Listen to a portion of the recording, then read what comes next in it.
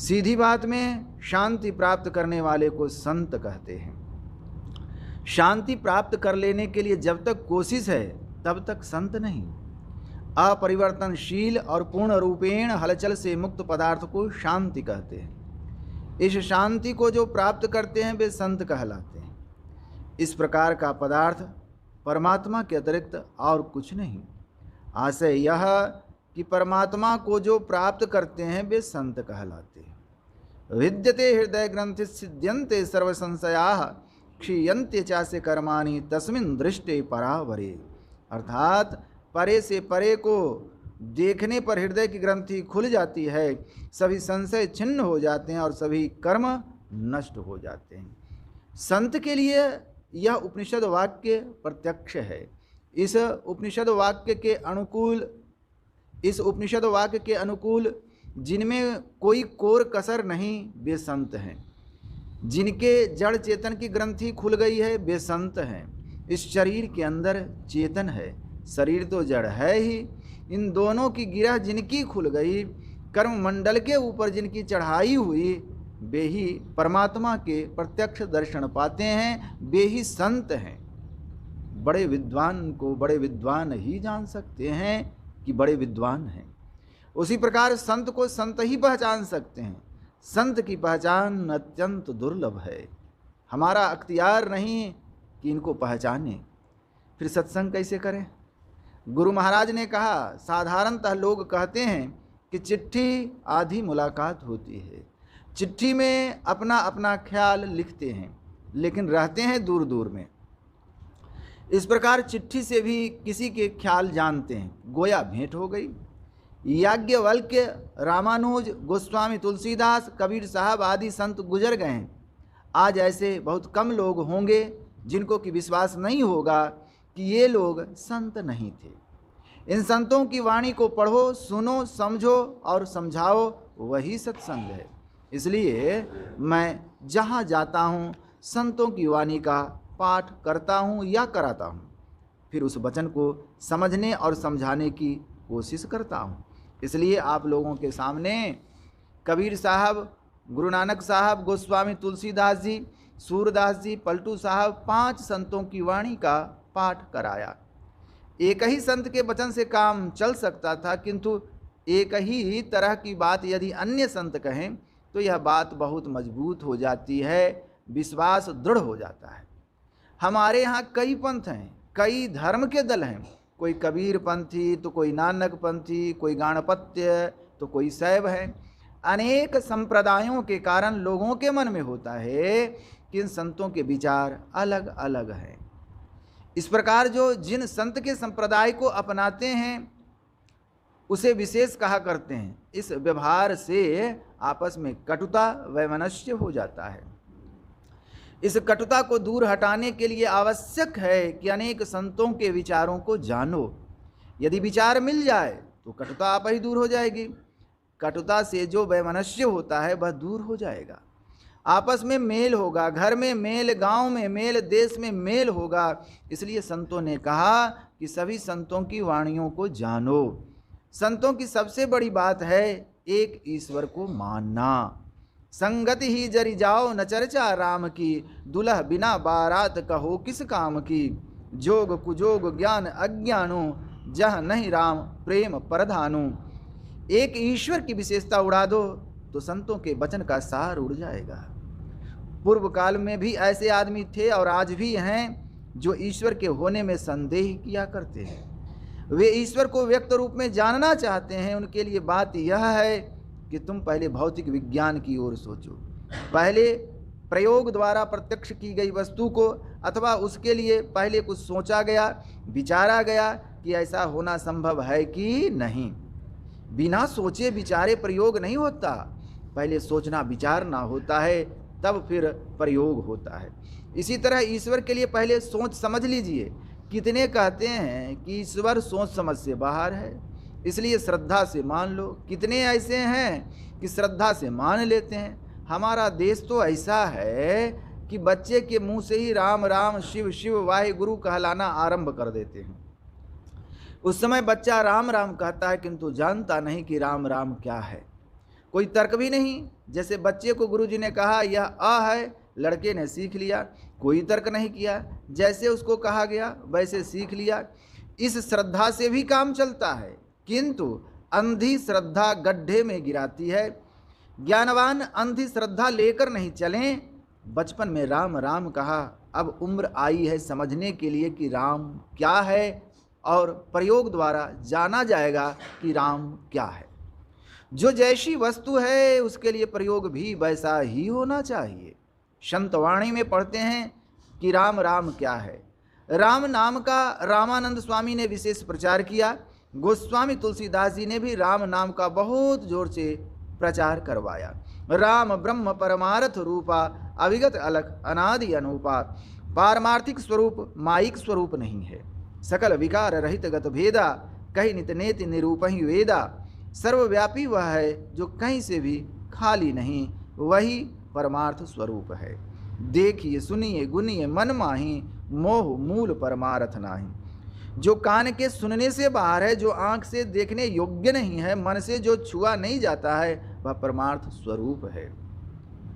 गो गोचर जहाँ लगी मन जाई, सो सब माया जानहु भाई। इंद्रियों के परे निर्विषय तत्व परमार्थ है, राम वही है। देश काल से परे पदार्थ असीम होगा वह सीमा वाला। जिसके पहले कुछ नहीं है वही अनादि होगा, वही सबसे प्रथम का होगा, उसके पहले का कुछ नहीं होगा। कितना भी विचार करो, दार्शनिक दृष्टि या विज्ञान के विचार से देखो, एक पदार्थ सबसे पहले का जो अनादि है वह होगा। इसलिए राम स्वरूप तुम्हार, वचन अगोचर बुद्धि पर, अविगत अकथ अपार, नेति नेति नित निगम कह। शिव अनादि शब्द का अर्थ क्या होता है? अनादि, आवाज वॉल्यूम तेज कर। आपसे मैंने पूछा, मैंने नाम लिया था, जिनका नाम लिया उनको बोलने दीजिए, फिर आप भी बोलिएगा। हाँ भाई, अनादि मतलब जो नहीं है, अनादि मतलब है क्या भाई? हम तो जो जानते से बोल दिए, आप बोलिए ना। मैंने अनादि कहा ना। अंत तो तब होगा जब उसका आदि होगा। जब उसका आदि ही नहीं है, जो पैदा नहीं वो मरेगा कैसे? अनादि का मतलब जिसका आदि यही होगा ना। ठीक बोला। अब आप बोलिए, आप बोल रहे थे कि क्या बोला, आप क्या समझे? इन्होंने तो अपनी भाषा में बोल दिया। आप कुछ समझे तो अपनी भाषा में हमको समझाइए, लेकिन वॉल्यूम थोड़ा तेज करके। हाँ, वो तो ये बात तो ये भी बोले थे, कुछ आप भिन्न बोलिए। हमने कुछ नहीं बताया, अभी तो सुन रहे हैं, हम बतावेंगे। हाँ हाँ हाँ, बोलिए। कंफ्यूज शंकर, थोड़ा मेरा फोटो भी ले लिया करो, अच्छा है। अच्छा बताओ तुम ही, अनादि का अर्थ क्या होता है? अनादि का अर्थ होता है वह, हाँ, जो शब्द है और उनका लय नहीं होते हैं, प्रकट में नहीं है। तुम उत्तर दे रहे हो कि फोटो ले रहे हो? अरे अनादि का अर्थ ऐसा नहीं होता है। अनादि का मतलब जिसका आदि नहीं हुआ, ठीक है ना। जिसका आदि ही नहीं हुआ तो अंत भी नहीं होगा, स्वाभाविक हो गया ना। यदि आदि अंत वाला नहीं है, लेकिन यहाँ तो इस शब्द का अर्थ तो जिसका आदि नहीं होता, ठीक है ना। और तो कहते हैं कि अनादिकाल से चलता आ रहा है, तो उसका मतलब क्या है? मतलब उसका काल पता नहीं है हमको, कब से चला आ रहा है, इस कारण से आदि कब हुआ, या जिसको हम नहीं भी जानते, बहुत समय से है, जिसका काल पता नहीं चल रहा है, इस कारण से भी उसको कह देते हैं अनाथ है। तो नना संयुक्त हो जाएगा, तुम हमको कंफ्यूज मत करो, हम ही कंफ्यूज कर रहा। नना संयुक्त होता है भैया, अन्न का अर्थ और अन्न मतलब दोनों में अंतर है। राम स्वरूप तुम्हार, वचन अगोचर बुद्धि पर, अविगत अकथ अपार, नेति नेति नित निगम का। देश काल के अंदर और बाहर एक अनादि अनंत तत्व है या नहीं, निर्णय करने पर ऐसा अवश्य है। ऐसा जानने में आता है। यद्यपि बुद्धि से नहीं जान पहचान सकते, फिर भी बुद्धि निर्णय कर देती है कि एक पदार्थ अनादि अनंत अवश्य है। असीम पदार्थ एक अवश्य मानना पड़ेगा। सब ससीमों को जोड़कर भी असीम नहीं हो सकता। ससीमों के पार अनंत असीम के कहे बिना बुद्धि को संतोष नहीं होता। सभी संतों ने परमात्मा स्वरूप को असीम बताया है। चाहे वेद, शास्त्र, पुराण, उपनिषद, वचन कहीं देखो।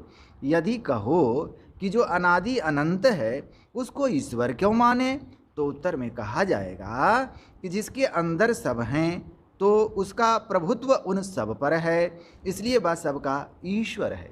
फिर कहा माना कि वह सबका ईश्वर है, फिर उसकी भक्ति क्यों करो। मैंने कहा संसार में रहते संसार के पदार्थ को एकत्रित करते करते बहुत लोग संसार से चले गए।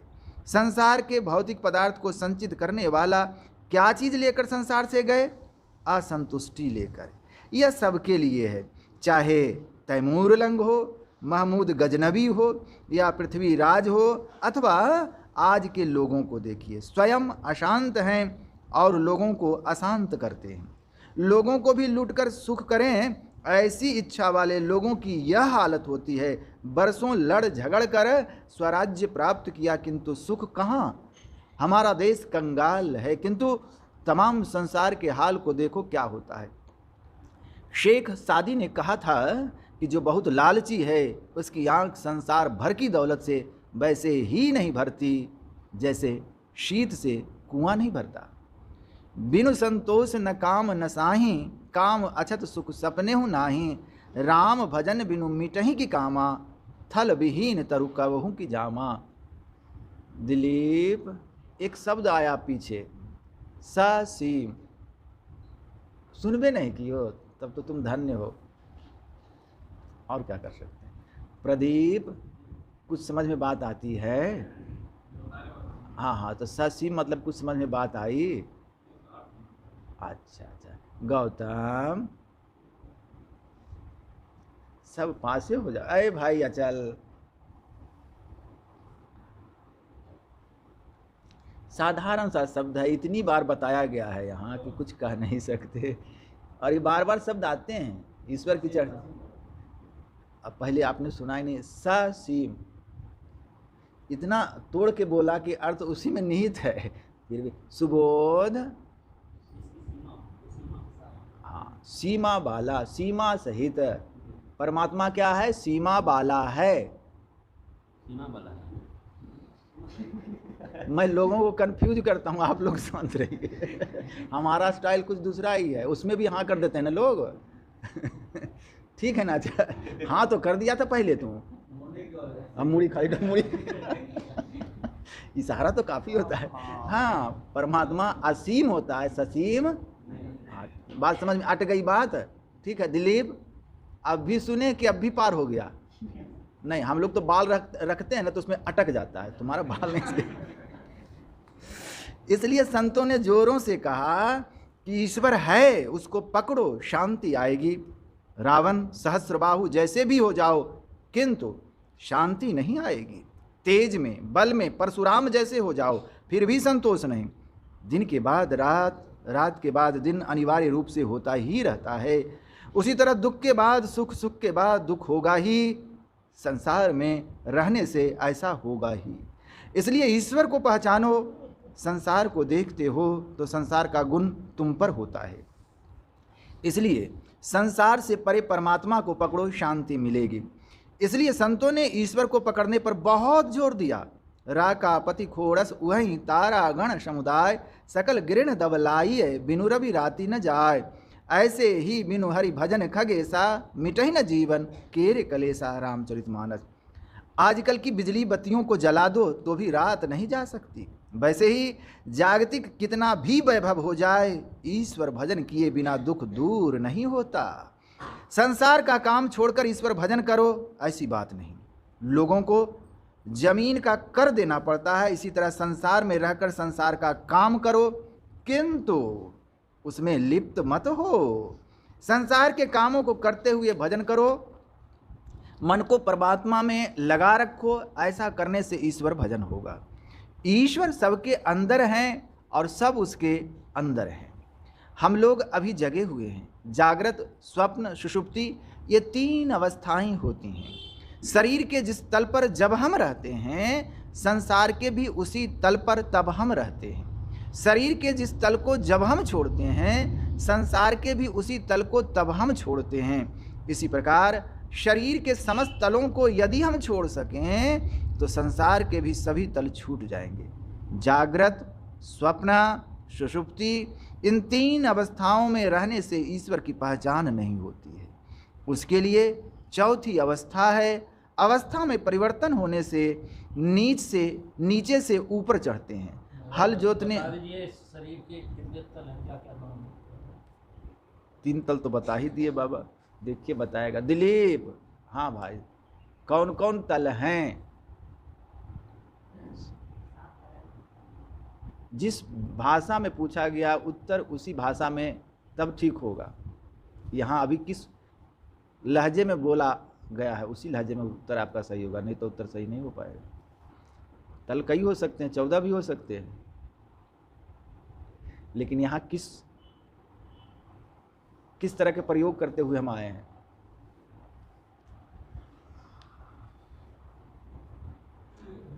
धर्मानंद आप बताइए। के जिस तल पर हम रहते हैं, हाँ, संसार के भी उसी तल पर रहते हैं। हाँ, आपका उत्तर तो एकदम रट लिया आपने, लेकिन कौन कौन तल है उन तलों के नाम हम जानना चाहते हैं।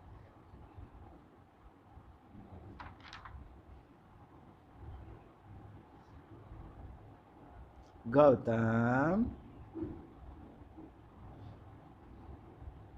शंकर,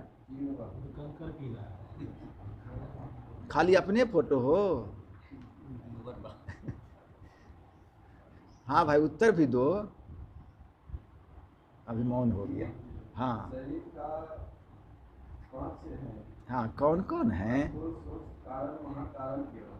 हाँ, ठीक है, लेकिन और दूसरे अर्थों में, दूसरे शब्दों में, अरे भाई आप वेदांताचार्य भगवान आप बोलें भाई, हम लोग तो कुछ सुनने के भी आतुर है ना। हाँ हाँ,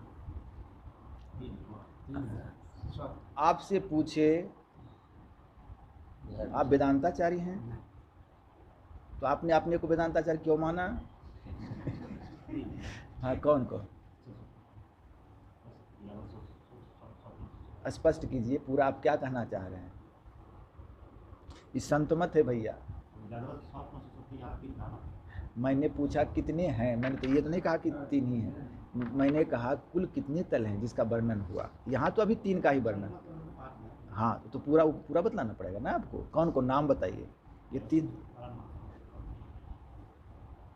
अरे भैया, जागृत यहाँ इस भाषा में प्रयोग है ना, आप तो पढ़ाते हैं तो आपको पता है ना कि जहाँ जिस प्रयोग से पढ़ाते आएंगे अर्थ उसी प्रकार से लगेगा।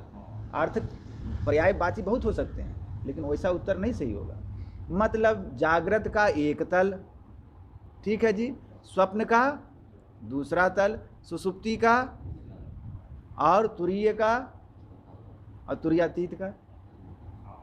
ऐसे अर्थ में नहीं हुआ। वैसे तो स्थूल सूक्ष्म कारण महाकारण कैवल्य वो भी है, लेकिन इसमें सेट होगा नहीं होगा ना। तो जिस तल पर, अब आपका उत्तर सही होगा, जिस तल पर, अगर स्थूल तल पर हैं तो आपको क्या होगा? स्थूल का ही ज्ञान होगा। जिस तल को तब जब हम छोड़ते हैं तो उस तल का ज्ञान होगा। अगर स्थूल को छोड़ के हम कहाँ प्रवेश कर गए? सूक्ष्म में, तो हमारा क्या ज्ञान होगा? सूक्ष्म तल का भी ज्ञान हमको स्थूल में रहते हुए भी होगा, क्योंकि यह जो एक शरीर के तल हैं और एक संसार के तल हैं, तो जिस तल पर रहेंगे तब आप तो उस तल का ज्ञान होगा। ठीक है ना? शरीर रहते हुए अगर सूक्ष्म में प्रवेश कर गए तो क्या होगा? हाँ, सूक्ष्म लोक का भी ज्ञान हो जाएगा। कुछ बात समझ में आई? हाँ, ठीक है। तो इन 3 अवस्थाओं में रहने से ईश्वर की पहचान, उसके लिए चौथी अवस्था है। अवस्था में परिवर्तन होने से नीचे से ऊपर चढ़ते हैं। हल जोतने वाले हो चाहे बारीक काम करने वाले हो, इसकी युक्ति गुरु से सीखो। आज का साधन कल के लिए नहीं छोड़ो। योग सुनकर डरना नहीं चाहिए। अगर है शौक मिलने का तो हरदम लौ लगाता जा। परमात्मा की ओर मन लगे, इसके लिए मन कैसा होना चाहिए? मन को पवित्र बनाने के लिए इसकी विधि जानकर प्रयोग करना होगा। ईश्वर सर्वव्यापी है, देश कालातीत है, सूक्ष्माति सूक्ष्म है। परमात्मा इंद्रिय ज्ञान में नहीं है। आदि आदि सब संतों ने एक ही बात कही है। इंद्रियों के द्वारा परमात्मा को प्राप्त नहीं कर सकते। अंतर्मुखी होने से इंद्रियों से छूटना होता है। जागृत, स्वप्न, सुषुप्ति ये तीनों अवस्थाएं छूट जाएं, ऐसा भजन करो। जब कैवल्य दशा प्राप्त होगी तब सब संशय छूट जाएंगे। इसके लिए अंतर्मुख होना पड़ेगा। इसकी युक्ति किन्हीं संत से जानो और साधना करो। यह प्रवचन पूर्णिया जिलांतर्गत ग्राम टीकापट्टी में दिनांक 8/5/1953 ईस्वी को रात्रिकालीन सत्संग में हुआ था। श्री सद्गुरु महाराज की जय।